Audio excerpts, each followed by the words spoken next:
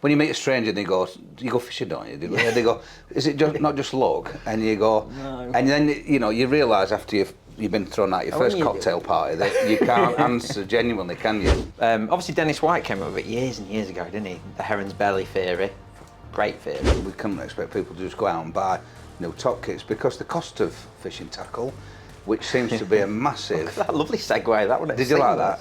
Expensive. Let's try and put that in perspective. Because there is... How much were your last pint? Yeah. How much did your last pint cost you? I bought £6.70 something pint of Guinness the other day. £6.70 something for a pint. And how much were your first pint that you bought? Under £2. I was so tempted to... Bear in mind, I'm not a football guy, but I know for a fact because you've said it while you were pouring your... Lost again. brew that you lost again. However, we won't mention it because this is not a football show. This is the Mixing Bowl Fishing Chat, and it's episode 4. And yet again, it's myself, unfortunately for you guys, and the beautiful, wonderful, literate Joe Caris. Steady on. So, Joe, people probably do realise that we do this midweek, and we like to do it on a Monday or early week if we can, because it's a great day to do it after weekend. Yeah, it's fresh in our mind, isn't it? Well, why wouldn't you ease yourself into a working week by sitting down and having a brew and talking to your mates in front of a fire? Did you get fishing in the last week or since we last filmed? I've got fishing quite a lot, but not match fishing because unfortunately couldn't go last week. Little one was poorly, which is obviously always the way. But managed to get out testing products, didn't we? Twice I got out last week testing products because obviously a big part of what we do, unfortunately, is getting out fishing and testing products, isn't it? Yeah. Because you can have a rod or whatever, and as much as it feels great in a factory or a warehouse or an office, there's no substitute to actually catching fish on it, is there? No. And I had a couple of great trips last week. And you do find it's an interesting point. I think that was proved on Friday when we were all together as a bit of a gang that. It's not until you then go and reach for the next bit or you go, I just want to change. If you test something in isolation, you just go and cast a rod or a feeder or a line, and you only use it in a very small set of circumstances. That's not really testing it. No. And you've got to go out and find all the different scenarios. So can I cast this feeder to that distance, and if I change it and this rod does that rod, it's so hard, isn't it? Because we know, like when say a range of feeders, for example, you've got 20, 30, 45, 60 grams, 80 grams, whatever, and we all know that we want to use 30 grams everywhere, don't we? Yeah, of course you do. So you can give it out to your consultants, for example, and they just use the 30 gram. Brilliant. In a match. Yeah. But reality is you put a 45 on or a 20 and it might fly different, so you've actually got to go and put the hours in and fish for them, haven't you? Yeah, every scenario is different, and that goes right across the range of fishing tackle, doesn't it? So it's really cool, and we caught loads of fish last week, and the conditions have been rubbish, haven't they? But it's been more than cold. But we've been catching some fish on these test days, which is very handy when you're trying to test. And have you been out sort of chubbing and specialist fishing? And I'm going to go tonight. Oh yeah. I'm going to go tonight because the river's been up and coloured and muddy. I went barbelling last week, but I never had a bite, which is part of the course, unfortunately. And then I'm going to go tonight because the river looks sock on. And I know it's warm in here because we've got the fire going. We nearly had a fire a little ago. We had a bit of bit of a coal rock. Fired off and it nearly dropped in my pocket. So it's warm in here, but it is actually warm. It's coming up outside. We've got the river finding off lovely. The river I fish finding off lovely. Air temperature's going up. Is that barbel? No, I'll be chubbing tonight. Okay, but if you were fishing for barbel, I'm getting the feeling that flooded water and a temperature. If you get, particularly on the venue I fish, a rise is really good. You catch them on the rise, for whatever reason, not sure. It's better than a fall for barbel, and it wants the temperature going up. 41 Fahrenheit's the key switch on, apparently. Because the air temperature going up. Well, air temperature going up is obviously a big benefit, but the water temperature going up is the big one. Because we've had great conditions lately for barbel, but the river's been freezing. Okay. So I think they must just not. I think they just go to sleep. So correct me if I'm wrong, but my head would be a rising river. The water's going colder. Yeah, but if you get it on the right rising river is a good rising. You know, when you get them warm storms, when river's coming from the west, and you get them like double-figure days, don't you? We haven't had one for a while. You often get them in February, don't you, in March? And you get like a 12, 13 degree storm. That's when it's good. And you've just reminded me what the complexities and intricacies of fishing are all about. And when people say to me, when you meet a stranger and they go, you go fishing, don't you? They go, is it just, not just luck? And you go, no. And then, you know, you realise after you've been thrown out your first cocktail party that you can't answer genuinely, can you? When you're targeting such a few fish, you know, I've mentioned it so many times, there's so few fish where I go fishing, the conditions have to be spectacularly good to even have a chance. Yeah. To even get a bite, it has to be bang on. And the reality is, if you only went when that window came around, you'd go like once every 6 months, because the window is that small. Yeah. So you've got to keep going on, keep going and suffering. But that's why they call it fishing, not catching. Yeah, it really bring you down to earth, I tell you. Yeah, the complexity of fishing great, never ceases to amaze me. It's great. And I think that's probably a point worth mentioning, that when you're trying to bottom it, and when people are in this modern world where there's all this information online and YouTube and social media pages, and you get some gobby bloke like me preaching that you need to do this, which I try not to do, but I know sometimes it don't come across like that, but do this, do that, do the other. What you can't do is add in the natural elements. Yeah, you can't. The weather, what happened the day before, were there frost 2 days ago, has it just thawed out, were it flooded last week, are the fish in that feeding period, that window of feed. I think because us as match anglers, we don't pay that much attention to it, because you get what we're given, don't we? But because I can pick and choose my specimen trips, I really try and coincide it with weather changes and stuff like that. And it's, but I think actually what is quite relevant to the match fishing at the minute is something that's going on nationwide. Skimmers ain't feeding, are they, anywhere? And they haven't fed for months. No. And I think that is all down to a really funny autumn. We had that horrible set of high pressure, didn't we? Oxygen drops everywhere. Yeah. And the skimmers just never seem to have got going after that. No, there's lots of places that are very famous for, great winter weights. Struggling. And I mean, I went on a skimmer peg, my latest match yesterday, but there were hardly any caught in a lake where they've been quite prominent. But I think a couple of summers ago, when we had that really hot summer, and everywhere fish brilliant. Yeah. And we've had a really wet, cold year, haven't we? 2024, that really weird, is, sorry. It's been really weird. And I think we're still paying for that. So we're probably going to have to wait for the next cycle of weather. And it'll all settle down, won't it? And it'll be good. It'll be good. You know, everyone's spreading rumours about these fisheries and stuff, but they'll be fine. Well, speculation is probably the enemy of fishery owners, isn't it? Yeah. And fishing and all things surrounding it, because they've took all fish out, all fish are dead, somebody's pinched them all. Otter's had them all. Johnny Foreigner's eaten them all, blah, blah, blah. All sorts of ridiculous things. But when you look over the passage of time and you look at cycles, and here I go again, I refer to the great river that runs through Nottingham, and finally makes its way into parts of Yorkshire, because obviously all great things finish in there, that were written off. But over a period of time, and it comes back. I was watching Kevin Ashurst's podcast, Guru, Not a chance to watch it yet. Tackle Guru, do a fantastic podcast, and Matt were fortunate enough to get Kevin Ashurst on there, and he refers to the original trend, 1960s, when, I'm not saying that's when match fishing started on there, but that's as far back as modern history goes. Yeah. But then I remember it in the 90s, when we all came away from it, because it was The dead river. Dead river. And then it's been fantastic in the last 10 years. I just see it with our fishing. And this year's a rubbish skimmer year, and next year could probably be one of the best. Yeah.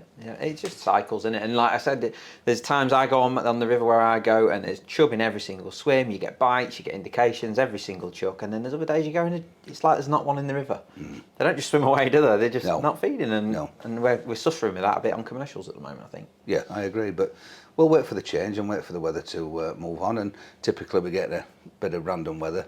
This is looking good though. And it'll go cold in February, and then it'll be red hot in March, and then it'll go cold in April, because it always does. I always remember it in April, because that's the birthdays at the beginning of April, and we kick off the Feeder Masters qualifiers in April, and I think 3 times I can remember sitting in the snow in April, but I've been sat in my shirt sleeves in March.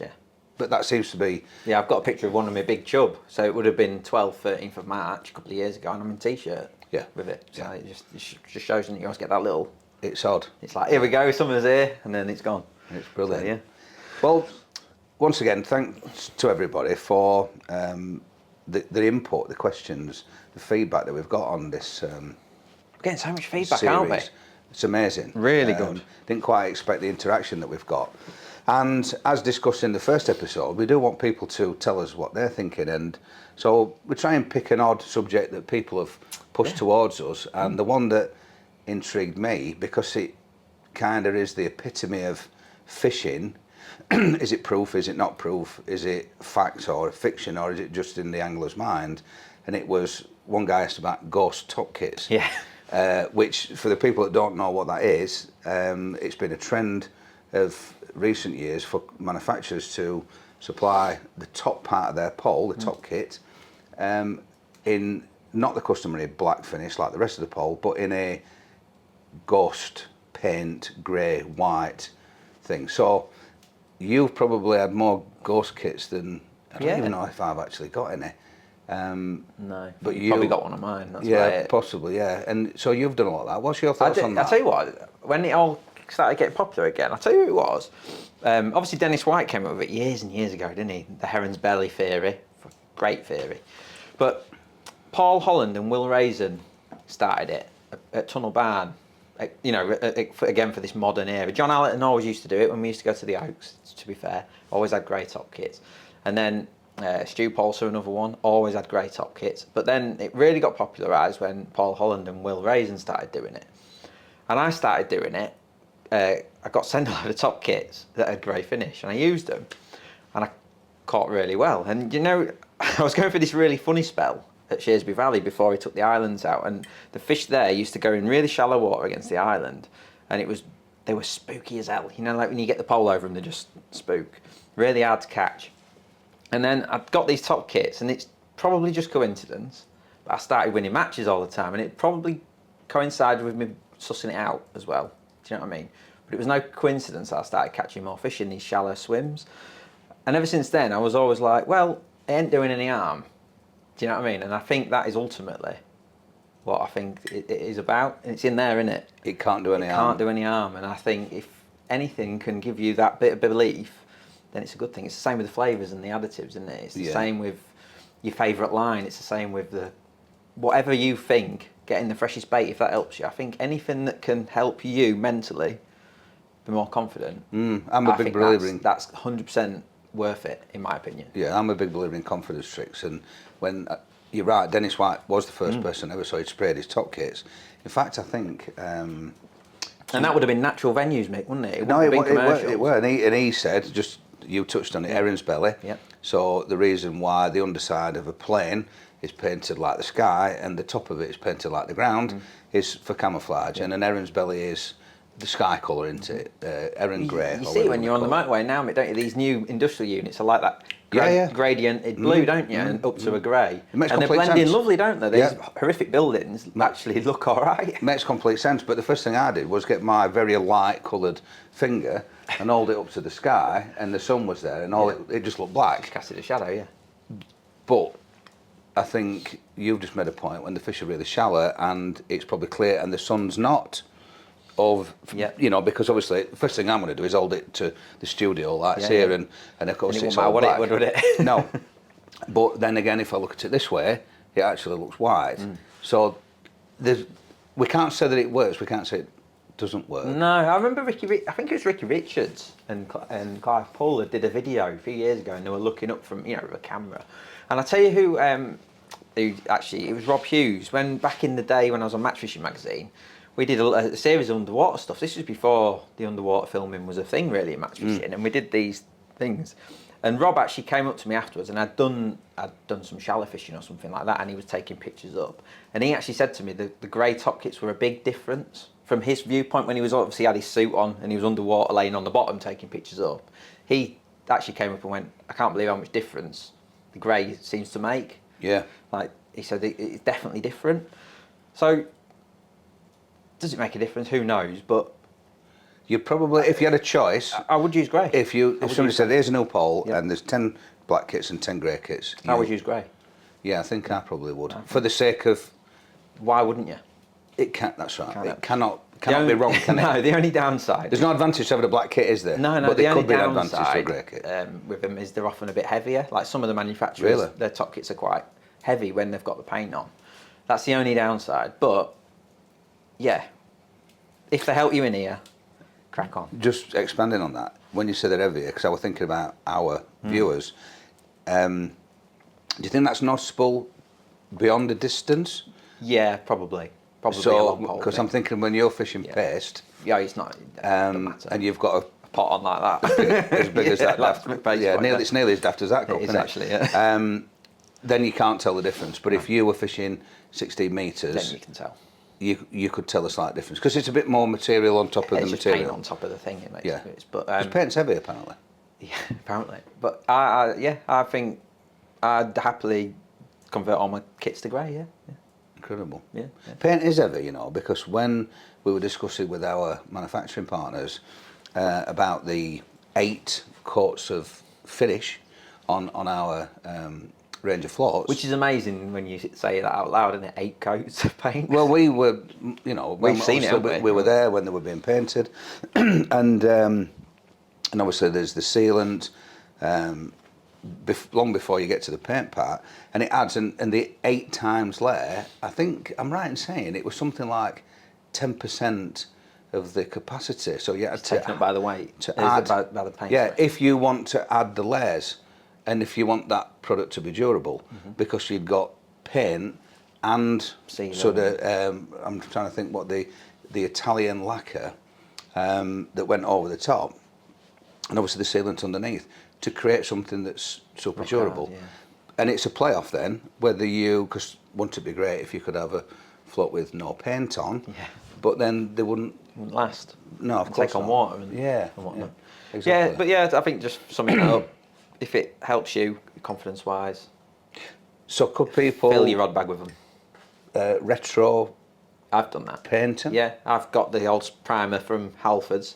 When I first did it, I got a few top kits and I was like, oh, I quite like this. And I got all the rest of my top kits and sprayed them. As it may have been a bit rough and ready, or all over the place. But I've seen some people do some beautiful jobs, putting a bit of masking tape around the base, a bit of paper around it, and then spray them. It's easy enough. Because it makes you wonder if all your poles should be Grey. painted, because of course Remember Maybe fish did it, swim. didn't they? And Triana did it. They had light grey poles. What for the sun. Suncore Yeah. finish, which I believe was to reflect The sun. the heat. Yeah. I saw something recently where Reeve have got a heat sensitive paint Yeah, that finish looked where interesting, didn't it? the hotter it gets, the paler.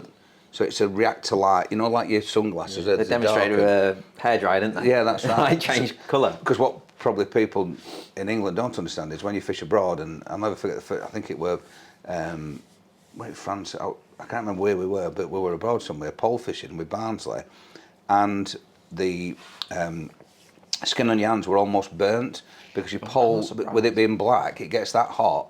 So all the foreign poles have got this lovely, hence why I think a lot of the handles, and probably why Guru did their butt sections white, because that's the bit you hold. Yeah. And you need that to reflect Makes the paint, sense, don't doesn't you? it? Yeah, it makes sense. So there is a cheap way of making all you. Yeah, if you want to do it, I mean, it's up to paint you, them. because obviously if you want to sell it in the future, maybe the person you're buying it for, I'm sure you could probably get it off with a bit of... So make a herbs. neat job. Yeah, make a neat job. Don't do a Joe job, do a Picasso job. But I think even like companies like Drennan and stuff, who seem to be late to that party, do ghost kits now, and everyone does them, don't they? So Yeah. it must be like a good selling item. So Oh, without a doubt. yeah, I'm all in. Yeah, I'm all in on that. Because of course, we can't expect people to just go out and buy new top kits, because the cost of fishing tackle, which seems to be a massive... That lovely segue, that one. Did you like that? A massive point of discussion on this feedback, on the mixing bowl feedback, and people have fishing tackle's too expensive these days, and I think that's been in the response to the declining numbers of Anglers. Yeah. Now, what's your thoughts on that? Yeah. Do you know what? I get it. I get when people say that, because, you know, I go in and buy a few feeders, a few bits of line, a few bits of tackle, and you come out with a little brown bag, don't you, with 50 quid, and you're like, blooming neck, that didn't go far. Because I think that the terminal bits like seem really expensive, but what ultimately I think that people don't. They're only looking at that part of the market. Sometimes, you know what I mean. We only look at what our bubble, don't we? And yeah, it looks really expensive, but to actually get into fishing is quite cheap. There are options for cheaper tackle, aren't there? You go into these other brands, your Zebcos and such like, that they do offer cheaper tackle, don't they? They're at, and your Angling Direct brands and stuff like that. Yep. It is available. Yep. It's just that we probably don't look at it. Well, I mean, I've got a massive, broad opinion on the whole subject, and I think that comes from my time in the industry. But just to answer your question, what's wrong with second-hand fishing tackle? Second-hand fishing tackle. I had hand-me-downs from my dad when that's how I started. Most of my kit was hand-me-down. And what is the obsession today with people having to have the best equipment on day one? Because that's the feeling I'm getting from people going, well, you need a £600 pole and you need a £300 seat box. Hold on. Sit on a deck chair. Yeah, you don't. I've got a cracking picture of me sat in a deck chair on the River Trent. Yeah. A deck You chair. met dude, didn't you? My dad had a nice wicker basket and I had a deck chair because he weren't going to go out and get me a big wicker basket. It's probably the era we're in though, isn't it? Because as soon as an iPhone comes out these days, everyone wants a new iPhone, don't they? Or a new car. It's not that fishing tackle's too expensive. I think everything it's that people... No, I think it's people's attitudes towards what they expect it's changed. should be. Yeah. And expensive. Let's try and put that in perspective. Because there is... How much were your last pint? Yeah. How much did your last pint cost you? I bought £6.70 something pint of Guinness the other day. £6.70 something for a pint. And how much were your first pint that you bought? Under £2, without a doubt. Because we used to go to a little social club in Knaresborough Park Place. Shout out to Park Place. Still open, still going strong. And they never charged over £2. Never. No. So it would have been £1.50 so that's to £2. more than 3.5 times the price. Yeah. My first pint was 92 pence. That would be in, I was 18 in 1990. So I probably bought my first pint on my own. And I'm talking about the first pint I bought over the counter, Star Inn, Romash, great place, Pint Stones's, best drink on the planet. Still drink it? 92, if I can get it, on a nice ample. Not in Nottingham, you don't get it in Nottingham, you have to go to Sheffield. And that was 92 pence. And I've paid £6 recently, and I'm embarrassed to say I've paid £6. That's 6 times the price. Now, a Shakespeare box, when I was 16, before I bought my first pint, was $39.99. You can still buy that Shakespeare box. Probably for less than that now. Probably. But I'm going to say for the same in the price. same ballpark, wouldn't it? So are we talking about relativity of the cost? Or are we talking about people just taking the headlines and saying that poles are now £3,000? No, they're not, because you can buy a whip for a £5 Buy an amazing... out of a bucket in a tackle shop, can't you? I've got a Guru, one of them starter whips, got them for the kids, come with a rig on, and I think they're £19. And they're absolutely spot on, and you think, hang on a minute, it would have been that much when I was a kid. Is it people's expectations? And it is hard, I get it, because like I say, I go into the shop and I come out and I'm like, blooming heck, I feel like I've been fleeced. But there are cheaper options. It's just that I've gone for a certain level of product, haven't I? Of course there are. There's £200 poles out there, but yeah, there's £5 poles out there as well. Well, people have also used, the commenters have also used the word to be able to compete. And I don't mind saying this, and it happened again yesterday. There's a chap fishing the EP.04 who is not particularly a tackle tart, as they're called. He's still using the fishing tackle that he probably bought at the same time as I bought that first pint. Yep. And he wouldn't section when it snowed 3 or 4 weeks ago with very old tackle that you could probably buy the whole setup for not a lot of money. And he smashed up a very well-known angler yesterday with same said tackle. So what do you need to have to compete? I'll tell you what you need to have to compete. A bit of fishing sense. Yeah, good fishing brain. A bit of watercraft. And some good you bait. need to feed it right, don't you? And you need to do what the fish want. And all the tackle in the world will not buy you success. So I'm not particularly a fan of it's expensive to be able to compete, because also choose your fights. You know, it's the David and Goliath thing, isn't it? Work your way up. And I think the impatience and the instant gratification that people are looking for these days, whereas how did you pick your way through starting your fishing, your fishing journey? You start off fishing, you and your dad. An Argos kit. remember it, Kingfisher, in a little black box, I remember it. So did you go in a competition with tackle that you probably now go, that's not fit for purpose? I had an 11 metre Abu Garcia Samson in my first ever match. How heavy were that? It were heavier than heavy. It was so heavy, like a car, like trying to pick a car up. But I loved it because it had 2 top kits. And Wow. so I could put like Luxury. Because they only did midi elastic in our shop, so I had a 4-6 and a 6-8 in me. Remember it? And yeah, and I went and I fished with that for years. And a rubbish box, but I thought my dad had put Octopus on it for me and everything. Brilliant times. So why can't we do that now? What's changed? I think kids would love to do that now.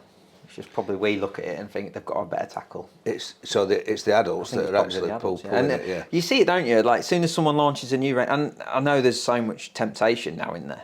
You know, I get it all the time. I look at, I like that. Look at that rod, or I look at that reel. I'm like, go on, Ben. Because we're all in an era now where we can buy it on the Never, can't we? Klarna. Yeah, do you know what I mean? It's there. The options are there, aren't they? So the temptation's within reach all the time, isn't it? And I think that has made that people end up buying stuff they probably don't need. Credit cards. Or changing something that they don't. Like, I could easily change my pole at the moment if I wanted to. But I looked at it the other day and I thought, my pole's going strong. Why do I need to? It's only purely because I fancy it rather than need to. And here we are contradicting and being hypocritical because, of course, what do we do for a living? We sell fishing tackle, we promote it. But I never remember ever pointing a gun at anybody and saying, you have to buy this. What we're saying is that this is a product that might improve your fishing. Maybe you need it, maybe you don't need it. The choice is yours. If you can afford said product, and obviously we're very conscious in our company to make sure that products are as low price as we can make them because we're quite in tune with the world. But then again, you know, when you go out into the car park, there's Fords and there's Mercedes, isn't there? Yeah. And not everybody has to drive a Mercedes.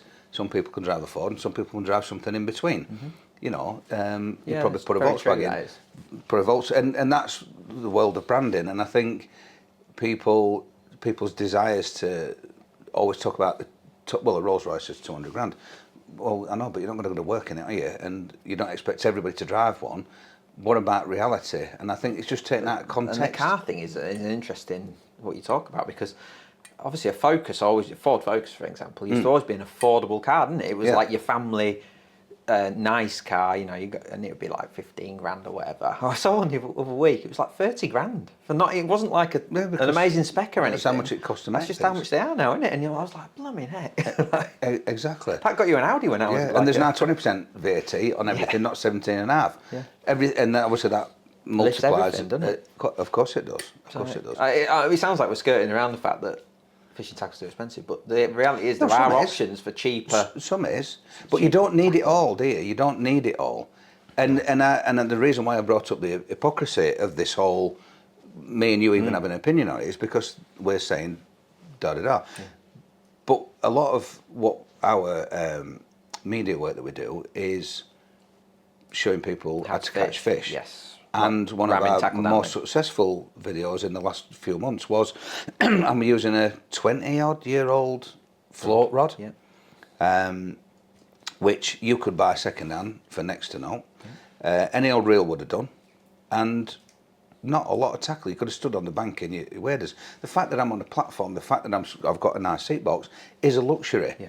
But trust me, I referred in that video. It's not a necessity though. No, I referred in that video to the first time that I fished steak on a stick float on the same river, and I was stood up with a plastic box behind me with quite a cheap rod.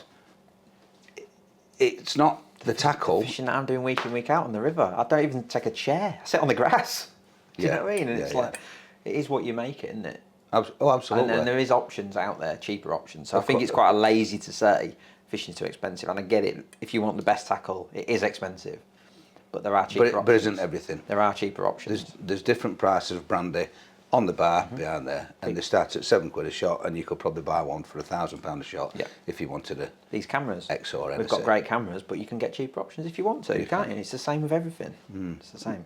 Interesting point. One of the things that came through, which I think was a really important question, and it's something that, you know, plays off with me a lot, is bait storage and how you look after your bait between sessions, or you buy on Friday, you're not fishing till Sunday. How do you go about it? Because obviously, I know it's a big question now because you've got your maggots, your casters, you've even got bloodworm like what you're fishing with at the moment. You've got worms. So I think just generally like live bait, and then maybe even your other stuff, your pellets and stuff. How do you store it all? Yeah, And look after it. It's a really interesting one, and because bait is really expensive. of course it is. It is. No, it is expensive. It is. Needs looking after. Of course it is. It's more expensive than fishing tackle, really. When you the most important bit, because it's disposable. Yeah. It's a consumable. You consume bait.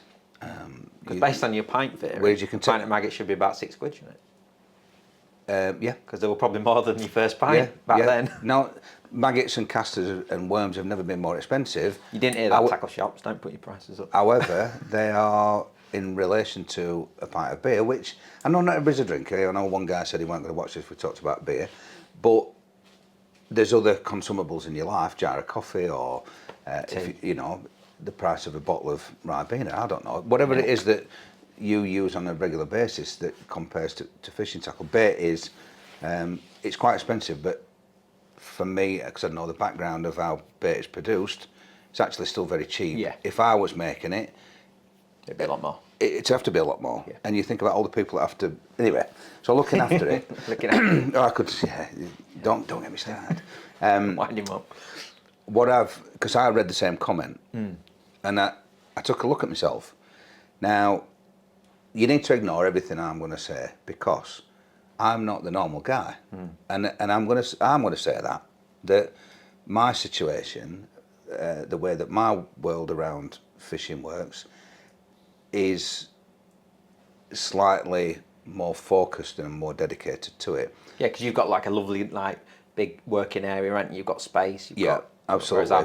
But growing up, we had a garage because my dad's a mechanic, and we used to have a working garage, and in there was a bait fridge.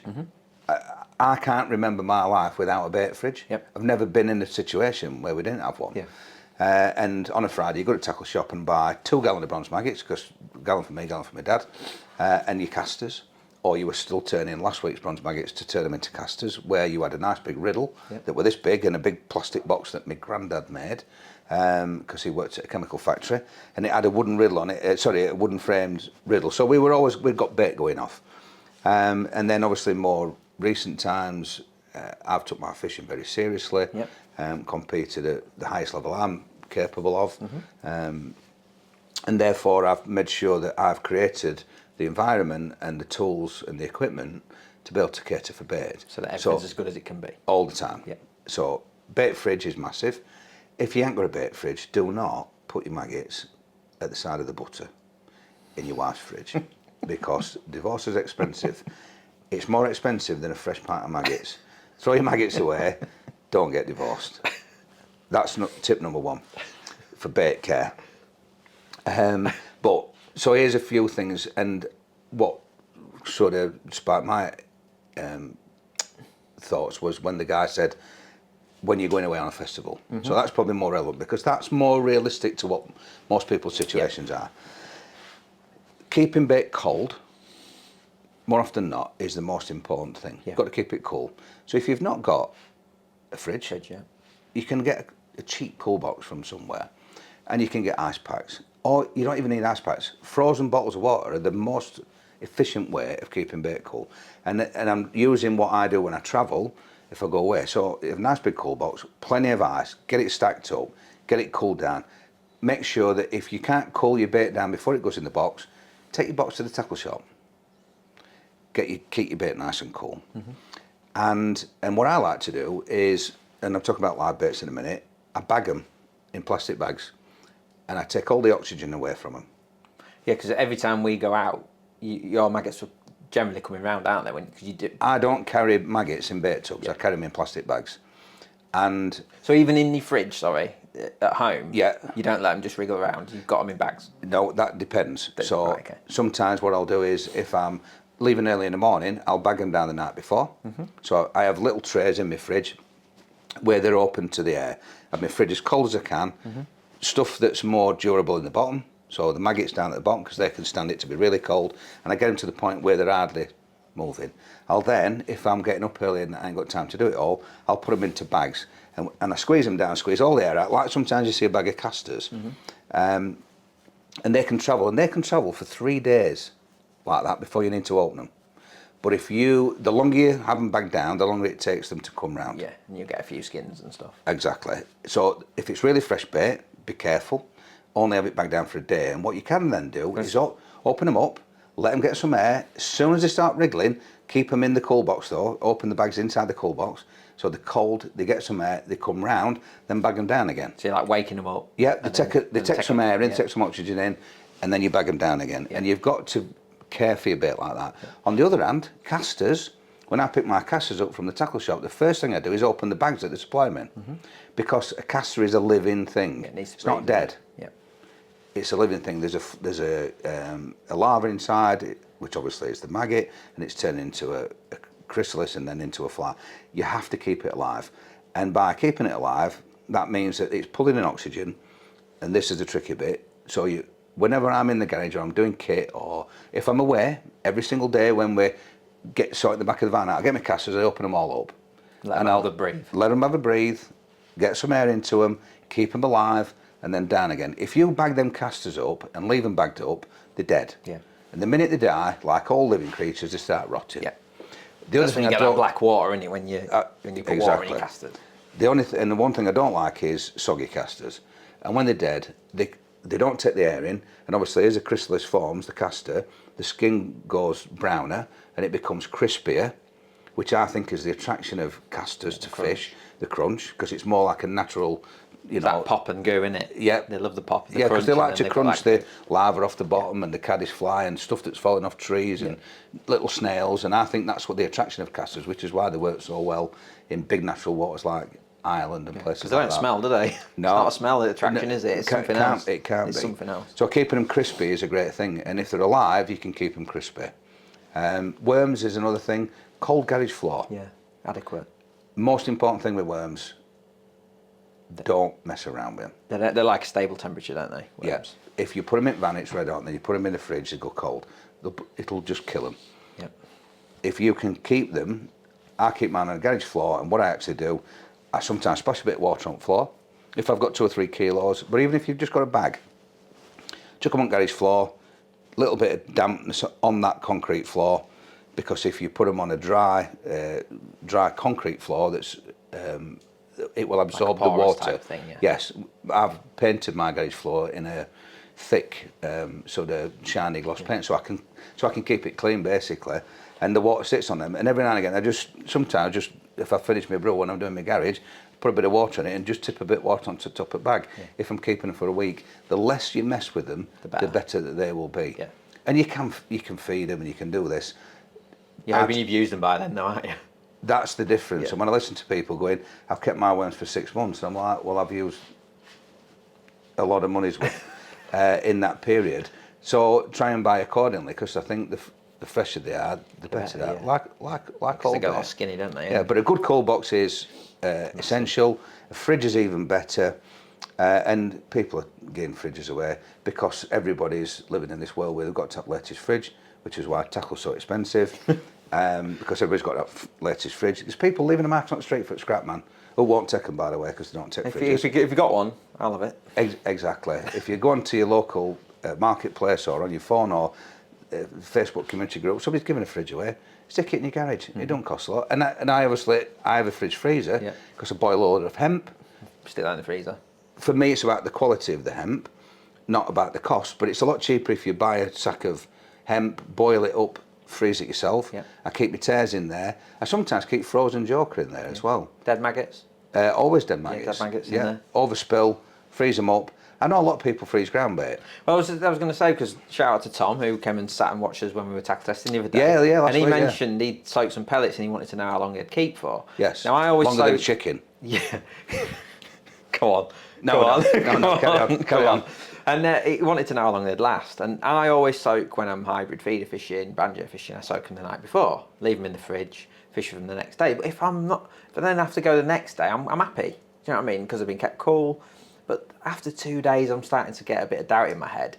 And he mentioned freezing them. Now the problem is with freezing pellets, they lose their bind, don't they? Yes. And if you're not worried about that, you're pole fishing, or you don't need them to stick together, I'd say freeze them.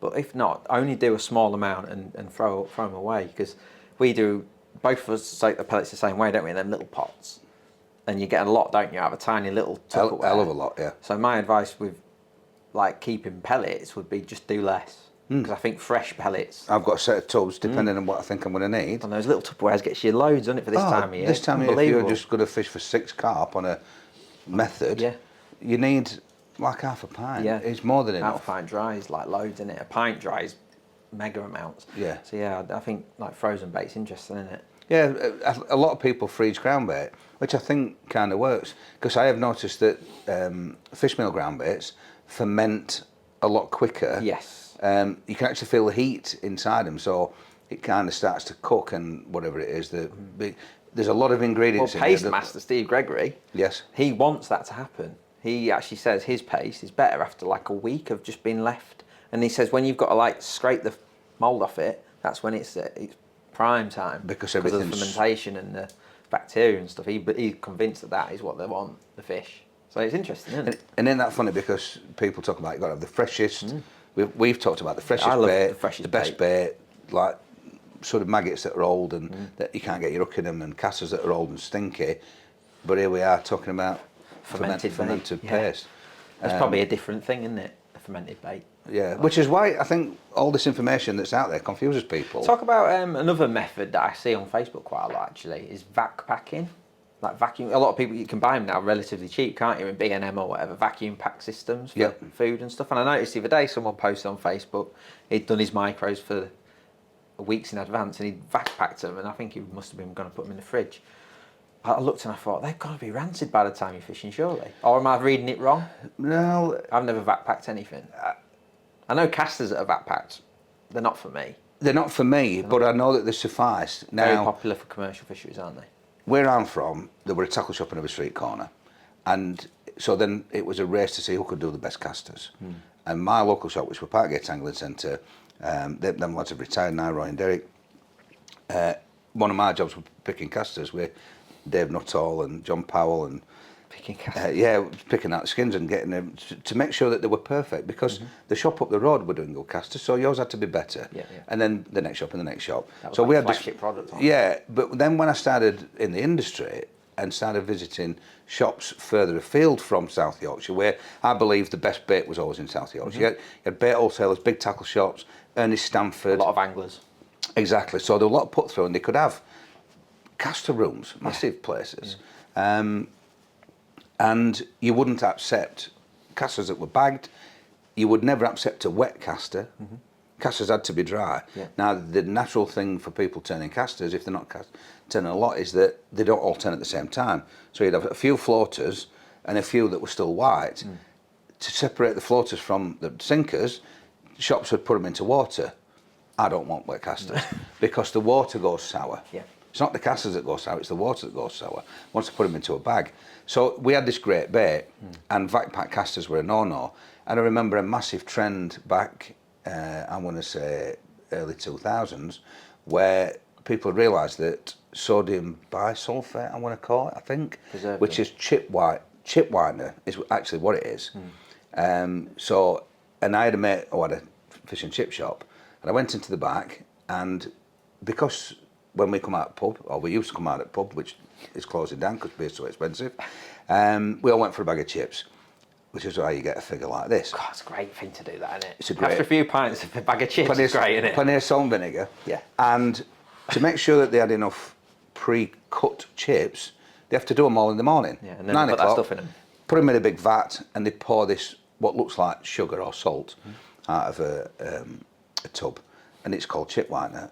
And I believe somebody might tell me it's called sodium something or other, and that preserves the chips. It stops them going brown, because chips go brown, even in water. And when they fry them, they go black, and nobody wants to buy them. Just substitute chips for casters. They go black, but this stuff would keep them for months. But you could smell, and if you burst the caster, you throw them on your garden, Mick. Birds don't eat them. Good enough for me. That's how I've experienced it myself. A common friend of ours, mutual friend of ours, Are you having a dig at me for catching that seagull last week? Yeah. Birds ain't that, do you? Yeah, they love them casters. But I remember him saying he was responsible. I think he used to do the bagged up casters for sort of many shops and sell them to people. And he used to tell me, he says, I tip all the floaters off or whatever into the outside, and the birds don't touch you. And I've noticed it myself. Like, And vacuum pack casters are a great substitute if you can't get the best fresh casters. and that is a problem, isn't it, for a lot of people? They just haven't got the access. Yeah, and as the tackle trade's changing, and there's less of the, I call them mom and pop shops, where you've got husband and wife or father and son, the corner shops where they are pouring their, coming back to the shop at 11 o'clock at night to take the casters off, coming in at 4 o'clock in the morning to take fresh casters off, because it were a big part of the industry selling fresh casters. If you haven't got access to that, then you're going to have to use vac pack casters, aren't you? But vac pack bait, pellets, why not? Yeah, why not, I suppose? I remember. Surely you've already moistened them though, so surely something's going on there. Well, do you remember when prepared soft hookers? I think one of the first ones were the bag up ones. That might be Ringers. what became ringers. Yeah. The tubs, and Every label on it. every man and his dog were trying to do these pre-pumped, because they were expanders pump, weren't they? Yeah. And you'd see them, they'd go off. They would go off. Because go off. the water is the one thing that went off. It was the water in them. And I remember one of Sonu's first products was pre-prepared pellets, but he did them in a different, I was going to say how he did them, but I won't, because he was clever bloke, David Preston. And he had another guy working for him, and they basically built a room where they prepared pellets that didn't go off, so they were soft and they worked. But of course you then have to put something in them other than water, which was an edible, food it's not poison, product. Is it? No, but then it didn't perform in the same way. So anything that's got water, i.e. pre-done pellets, has to have some kind of preservative, because everything you buy from the shop these days has preservatives. Of course it does. Bread. That's why bread's not the same. You buy a nice loaf of bread from a baker's, it's gone the next day. Yeah. Dry. Bread lasts forever now, doesn't it? It lasts forever. There's a reason for it, isn't there? Yeah. Pre-packed casters. Yeah, I was just interested with that vac pack because there was like I say, the post about it. Someone had done his pellets, and I thought, I wonder if that's something you've looked into, vac packing your bait or the storage, or whether it is even a viable option. It might be. Well, I'm vac packing my maggots, aren't I, by squeezing all the air out. Yeah, I suppose you are. Yeah. Pulling them down, and it's preserving the life and stopping oxygen, or wherever it is getting to it. So. Yeah, interesting, isn't it? Interesting fact. Very fresh very is best, though, isn't it? For me. Not unless it's fermented paste. Fermented paste, yeah. We're back to that thing again, where there's no such thing as fishing isn't an exact science. So no wonder you guys are confused. No wonder you're looking for more information. No wonder you're watching even us rattling on about things, because you never stop learning. But remember, most important thing is, you can't always take exactly that bit of information and fit it on that day. The trick is to take all the information, try and remember it, which is why I can't remember sometimes my own name. And make it work for you, isn't it? On that given day, and try and combine all the bits of information that you do pick up on some of these. I think it's quite interesting because I don't have a fridge, a bait fridge. Right. Because I'm, trying a small home, and I've got everything rammed in the shed, not everything, but the stuff, the bait and stuff. So I have to keep my pellets in like airtight tubs to stop the old vermin getting it. And then when it comes to live bait, I have like a big cool box that I got cheap from somewhere, and I have like cool blocks on a constant rotation in my freezer in the house. And it works really well for me, but it is more labour intensive in that I have to open them up all the time. I have to keep opening them up, looking after my casters. But it works for me, I can keep an eye on them because I'm quite anal when it comes to my bait. Like, I like it good, and I have to do it like that. But you're putting the effort in. It does require effort, yeah. Which is... Otherwise, because I'd love to just put my maggots in a big bucket and just leave them, but you get turners, they sweat, don't they, and all that. What about these vet mesh tubs, Mick? Have you had a play with them? For keeping your bait in? I bought one. Because they look great idea, they do. I bought one for red worms, is what I did, just to test it. And obviously we're looking at product, and it's like, should we bring some of them out, and should we not now? A few years back, the foreign companies like Colmick and Tabuco, people like that, did these mesh bowls, so like a little mixing bowl made out of mesh, and they were for sticky mag. and that were to stop them sticking. Because they'd die at the bottom, would they? Not only did because they got hot, yeah, but also it stopped them sticking to the plastic sides. And we quickly realised, I think Will Freeman's gone, stick your worms in that, and they got ventilation, and it kept so they could get some air. So they're not suffocating and getting warm and stuff like that. But ordinarily it's freezing here, and you can't suffocate your bait, and it stays that cold it can't even breathe anyway. But your maggots do sweat, don't they? Even in winter. Yeah, they do. And that's another point. I'll finish what you asked me, but it reminded me what I wanted to say about bagging maggots up. But I think they work well, and I've had them for redworms, and they're great, providing they don't escape and the zips are sealed and all the rest of it. But for me, while you've got a few, and what I'll try and do is keep my maggots cool. So I'll take a little cool bag, one of our little tackle and bait bags, and I have it there, and I have these bagged down maggots. So I'll have a couple of cool cool bottles, frozen bottles in my bag. And if I've got 6 pints of maggots that I'm going to fish, I'll put them into 3 2-pint bags. And because I've only bagged them up, let's say that morning, they're cold, they're on top of ice, I'll put 2 pints onto my side tray. When I'm getting down to the last half a pint, I'll open these, I'll just reach down, open them up, let them start to come round, then I'll pour them into my tub, and I feed them in. And the reason I do that is because if I don't want to warm up all 8 pints of maggots, so therefore I don't need a ventilated tub, because I'm just feeding my side tray, and that takes a bit of experience, a bit of work. So my 6 or 8 pints of maggots are in 2-pint bags, and I keep them going. What I wanted to say was that when I finish fishing and it's red hot, we're going back to the pub. We're going back to the pub for the results. Me and Lee run quite a few. Lee Curry run a few matches together, and your bait is going to die. It's going to suffocate. It's a bucket cart. It's already red hot, and then you're going to put it in a tub, and then you're going to put it in a closed car. And you're cooking it. I get my plastic bag that I took them out of. I pour them straight in while they're wriggling like mad. I take all the air out and close it down. They're red hot. And that, I chuck them into the cool bag like that. They're red hot. And when I go home, I open them up and they go, and I put them straight in the fridge and they come down. If I left them in a tub, they'd be dead. Yeah, because they overheat. But by just going like that, sealing all the air off them, it stops them from wriggling. They can't wriggle because they can't breathe. And maggots kind of pull in. Yeah. They can't get no air. So you can even do it with red hot wriggling maggots. You can bag them down like that. So bagging them down is the key. But you've got to get all the air out of them. Yeah. And don't get me wrong, you wouldn't be able to leave them in there for hours, but it'll do you for that hour. To get you home. While you have a quick pint or do the results, whatever it is, get them in your cool bag and take them home, which is a great tip, and most people wouldn't think of doing that.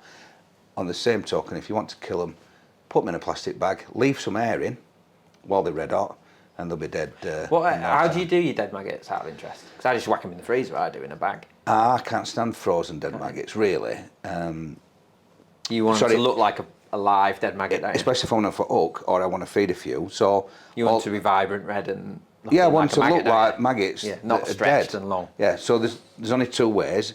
If I'm planning forward and I want 2 pints of dead reds for Saturday, I'll either get the ones from yesterday, and I put them in the fridge, take all the air out of them, tie them up, starve them of oxygen, leave them in the fridge, don't touch them. Don't open them on Wednesday to check. Just leave them. Just leave them.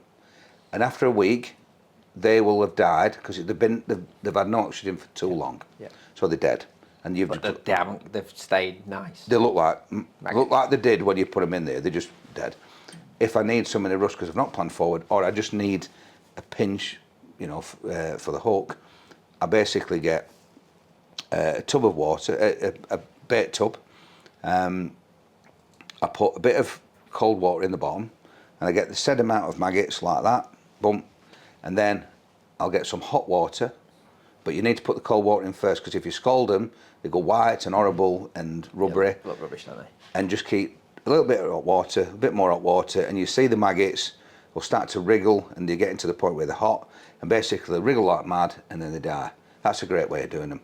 The third alternative, which I have adopted when I'm thinking forward, but you need 36 hours in front, is to get one of our Tupperware tubs that we use for the pellets, put the maggots in, fill it with water, So you probably have a third of maggots and 2/3 water, clip top lid, and I put that in my bait fridge. And So I suppose it's only any good if you've got a bait fridge, and they're drowned. And they surely must be the most natural way of doing dead maggot as far as fish is concerned, because they've drowned. So they're safe. What about your water going off theory? Well, it's in the fridge and it's only 36 hours. Yeah, true. So that it's in the fridge. They're cold. Yeah. If you left them in there while the week after, trust me, open them at arm's length. Yeah, because the They've gas, gone sour. it's all the gas, yeah. Yeah, absolutely. I once left some in for too long. Yeah, I had to throw the tub away as well. Because you see it with them casters, don't you? They get the free pack ones. And after a few weeks, they look great, but the bag's gone like that. Ooh, open that at your peril, because that's not good. Let me tell you. Yeah. So it's all about effort, reward with that, isn't it? and not everybody's got that luxury, but there's workarounds in it. But I haven't got the bait fridge, but I make it work for me, and I don't purposely buy massive quantities. I buy what I need rather than stockpiling, because I just haven't got the space to do it. No, but you've got the luxury of having a tackle shop within Relatively striking close, distance. yeah. Yeah. If you've not, then you're going to have to adopt work a hard. slightly different. Yeah, you're going to It's have to worth work looking hard. after, isn't it? It costs, and it's the most important thing. Like we said on one of the last episodes, if the fish don't eat what's on your hook, you ain't catching many, are you? So it is worth looking after your bait. We've covered loads there, Mick, haven't we? 3 good subjects. Brilliant. It's been a great chat. Always. I've actually listened for once, which is a thing, and I'm sure some of the viewers will be sort of pleased about that. I've not Lee carried it. I will make miles in it, but you know, you've got some great followers, and people want to hear what you've got to say. And when you get the chance, even I've learnt a little bit. So I don't know. thanks for tuning in, and obviously, please give us your comments. We really value them, and of course, it feeds in to what you want to talk about, because it's not just about. Yes, of course, we're giving our opinions, but it's opinions on your subjects and your topics and what you want to discuss. And it's almost like a delayed Q&A, but it's been really enjoyable. And, always is. We'll look forward to seeing you on the next one. So thanks for tuning in on the Mixing Bowl. Thanks for subscribing. Obviously, we do appreciate that, because it gives us the encouragement to keep filming and keep bringing you this great content. So see you on the next one.